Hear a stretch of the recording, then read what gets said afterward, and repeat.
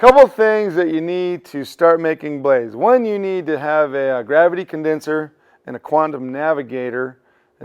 Oh, we're not talking about that? We're talking about blades the way everybody else makes them, not... Okay, cool.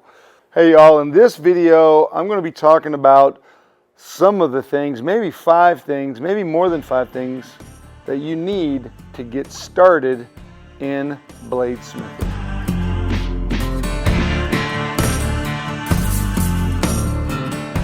So, there are many things that you need to get started, but simply the first thing is the want to do it. You know, we want all kind of stuff. Some people want a shiny car, or to travel to Hawaii, or wherever you want to go, or whatever you want to do. We have stuff-itis, I think, as Americans, and that's not necessarily a good thing.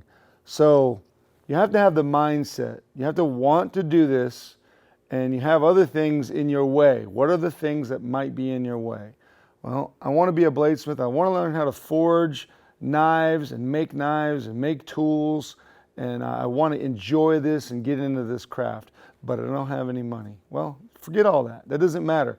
People who want to get into fishing, they start to fish. You know, they get a fishing license, they get a fishing rod, they go out there and they fish, and they get involved with other people who are into it, and then they get a boat, and they get it keeps moving forward from there. People don't make money fishing for bass. It's not a money thing unless you're a professional bass fisherman, which is like rare. I'm sure there's less of those than there are professional basketball players. My point is you have to have the desire to do it. You have to really want to do it. You may have some other hobby right now. You might have something else you're interested in, or you collect, or whatever. You know, I have a friend of mine. He got into knife making, and he was really good at it. And after a while, he was like, "Oh, I need a grinder, but I don't have any money." I was like, "Well, what do you have? You can exchange something that you're already doing. You know, do you have some, like, maybe you collected guns, or you had something?" He goes, "Oh, I have a gold coin collection." I was like, "A gold coin collection?" And then I was like, "If you don't sell them gold coins and buy you a grinder, don't come back to my shop."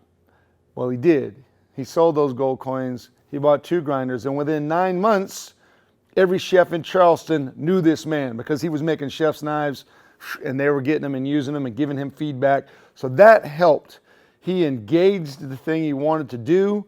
He got deep into it and decided to, like, I'm going to trade these gold coins, which I believe would be like a lineage or a heritage or something for my children, to use these instead. So he decided to exchange a thing for a skill. He learned a skill. I hope I'm expressing this correctly. My point is, the number one thing you have to have is the desire to do it. And you also have to decide, I want to do this so much that I'm willing to get rid of another, whatever it is. You know, this, maybe it's fishing, maybe it's I don't know if you can. I'm just saying, an example is, I'm going to trade my gold coin collection. I'm going to sell my motorcycle and buy a power hammer. Whatever it takes, if you really want to do it, you'll do it. Now, that doesn't mean you're going to make knives and make money, because I don't want anybody to think about that. I want you to think about it as, I'm going to do this and make art. Just like people who start painting, you know, people who go and paint is, you know, just because you're painting a picture, that didn't make you Picasso, okay? Just because you're forging blades, that don't make you Don Fogg or Steve Schwarzer, all right? So take that and enjoy it and get into it. So first thing, of course, is attitude and desire to do it.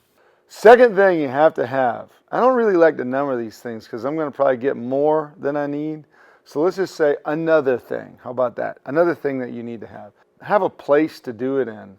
It could be a garage. It could be the backyard. You could set up a tent and forge under a tent. You might need to find one of these maker spaces where you can go in with other makers and work in that space. You know, that might be a place that you could do this in. And you need a shop cat. I forgot. You need a shop cat, which I have one. He just comes and goes when he wants to. Most of the things that you need to really get into doing anything, I watch comments that people send, and sometimes they're kind of on the negative side. Well, I'm not like you because I don't have all this fancy equipment and a fancy shop and all this.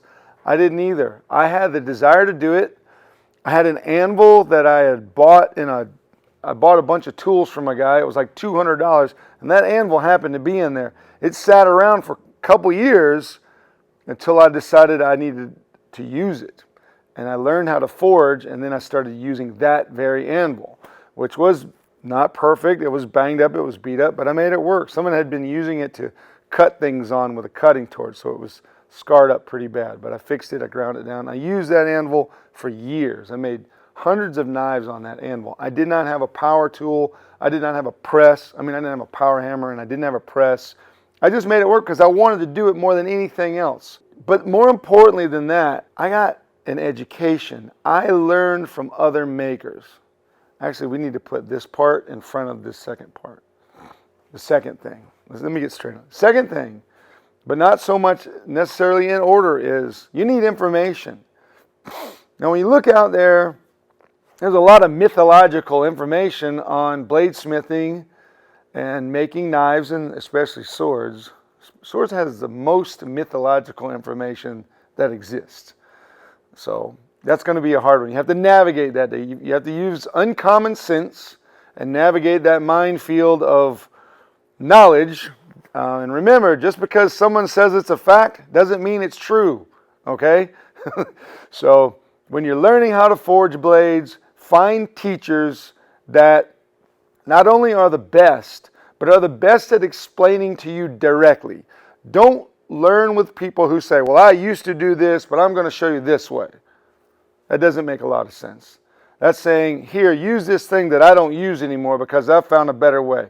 Go to the most direct route you can go. So you want to learn how to forge, learn how to hold that hammer. Learn how to heat the steel up. Learn how to hammer.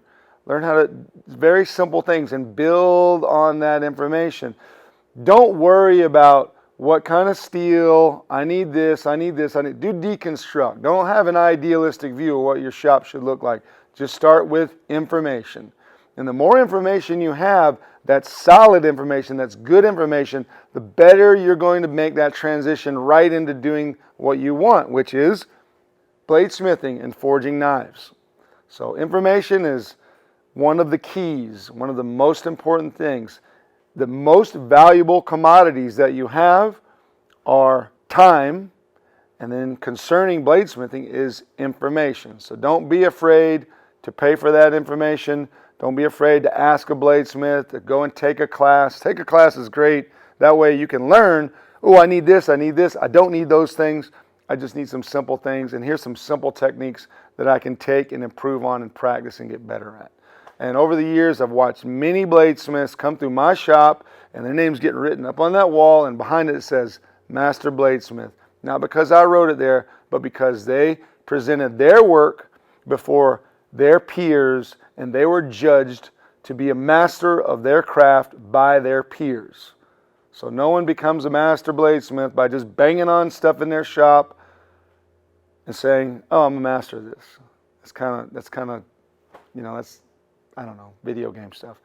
But the reality is, you can do this. You can do this. You take one step at a time and you attain these goals, you attain that level. And always remember, if you're a mastersmith, I've earned my mastersmith rating by my peers, not because I say so, because they say so.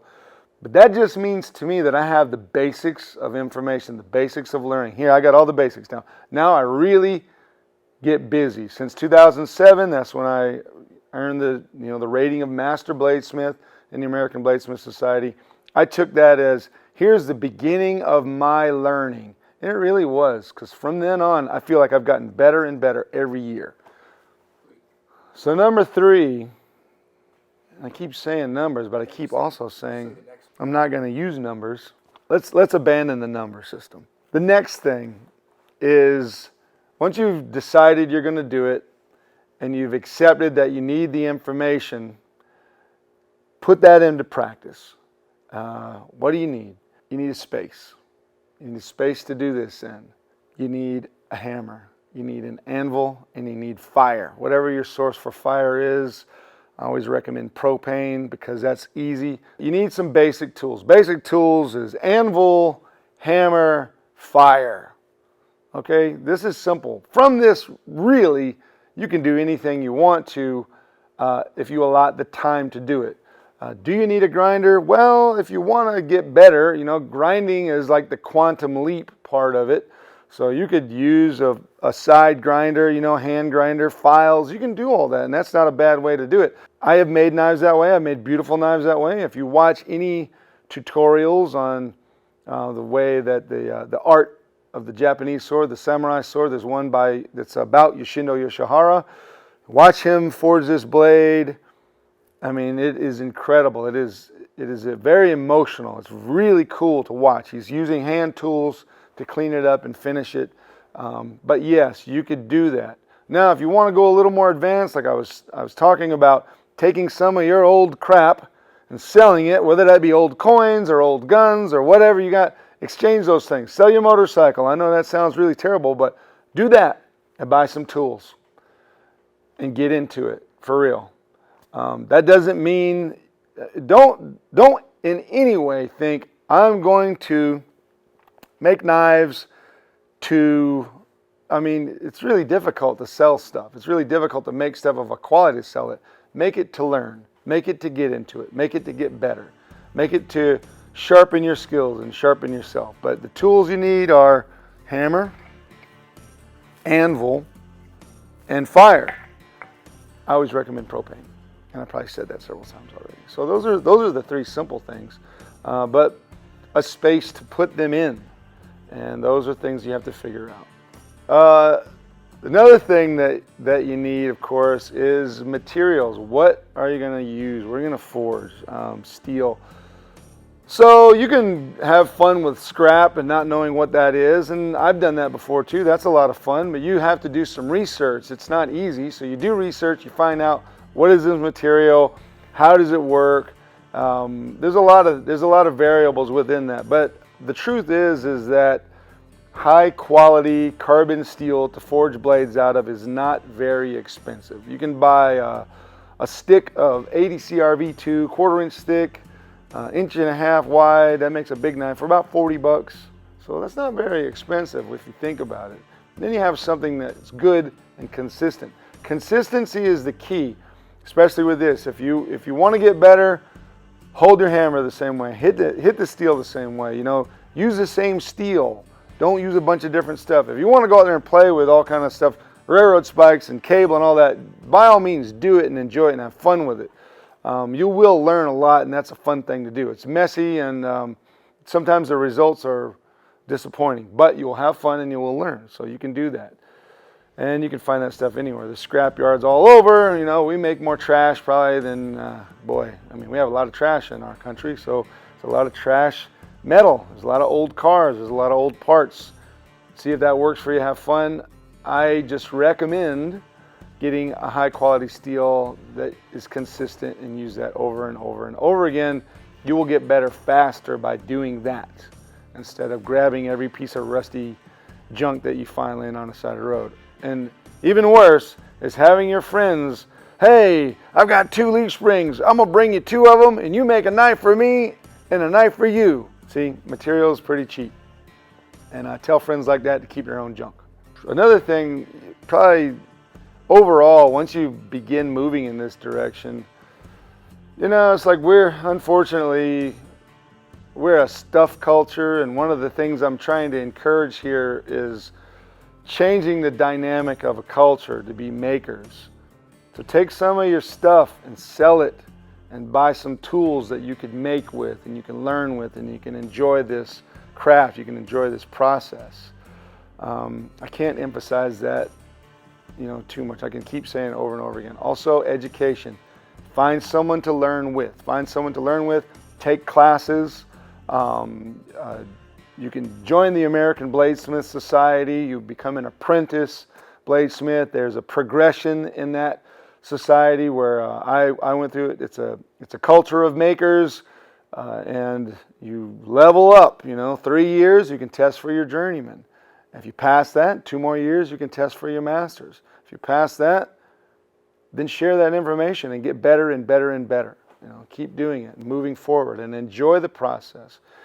Be a part of that maker movement. Be a maker. I wanted to bring up 2 of the biggest sponsors that I've had since I started making knives here. Well, maybe not since I started, but in the last 8 years. So one is Chili Forge. I use the Chili Forge. It's chiliforge.com. And if you look into more of what they're making, chiliforge.com. They make a great atmospheric forge. It's my favorite right now. It's the one I use every single day, and I think you like it too. Also, Wilmot Grinders. Chris Williams is the founder, proprietor, and maker of what I think is probably the best built grinder that is built. They are out of North Carolina, and you can go wilmotgrinder.com, wilmotgrinder.com. So these are two of the people who have been sponsoring me, Chris from Wilmot Grinders, and the family that is behind Chili Forge. So check them out, go check their website out, and that's a great way to get started.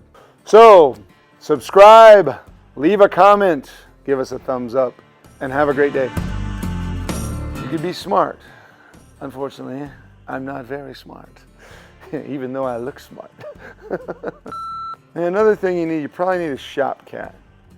Shop cat's good, but they can't leave the doors closed, otherwise the shop cat will go poo in the corner somewhere, even though he has a litter box in the bathroom. Can't close that door because he'll show his displeasure with you. A good friend. They tries to blow things up with a